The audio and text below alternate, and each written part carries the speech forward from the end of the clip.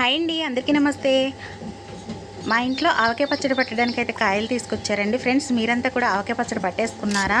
మన వీడియో నచ్చితే ఒక లైక్ ఇవ్వండి, ఒక కామెంట్ అయితే చేయండి. మన ఛానల్ ఇంకా సపోర్ట్ చేయండి. మీరంతా సపోర్ట్ చేస్తేనే మన ఛానల్ ఇంకా ముందుకు వెళ్తుంది. ఇంకా ఎట్టగలకి కాయలు అయితే శుభ్రంగా కడిగేసుకున్నానండి. కడిగేసేసి పైన ఏమీ లేకోకుండా, మచ్చలు లాంటివి ఏమీ లేకుండా శుభ్రంగా తుడిచేసేసుకొని అయితే పక్కన పెట్టేసి ఆరబెట్టి ఉంచితే ఇంకా ముక్కలు అవి కొట్టించేసేసి అమ్మ అయితే పచ్చడి కలిపేస్తానన్నారు. ఇంకా కొత్తపల్లి కొబ్బరి అయితే తీసుకొచ్చారండి. కాయలు చాలా బాగుంటాయంట. అవి మనకి ముక్క కూడా కొబ్బరి ముక్కలా చాలా బాగుంటుందంటండి. ఇంకా వీటిని అయితే కడిగేసేసుకొని నేను పక్కన పెట్టేసేసుకుంటున్నాను. ఇంకా శుభ్రంగా కూడా చూడండి, మొత్తం అంతా కూడాను నీట్గా కడిగేసేస్తామన్నమాట. ఇవైతే రసాలండి. వీటిని మనకి డైలీ వేర్కి తురుము పచ్చళ్ళ అన్న, లేకపోతే మెంతావకాయలా అన్న అట్లా ఏదైనా పెట్టుకోవచ్చనైతే ఈ 3 కాయలు నేను పక్కన పెట్టేసాను అనమాట. వీటిని అయితే విడిగా చేపిస్తానండి. అంటే డైలీ వేర్కి ఏ పప్పులో కన్నా దేంట్లో కన్నా వేసుకుంటే బాగుంటుంది. ఈ పచ్చడి అనేసరికి మనకి నిల్వ ఉంటుందన్నమాట.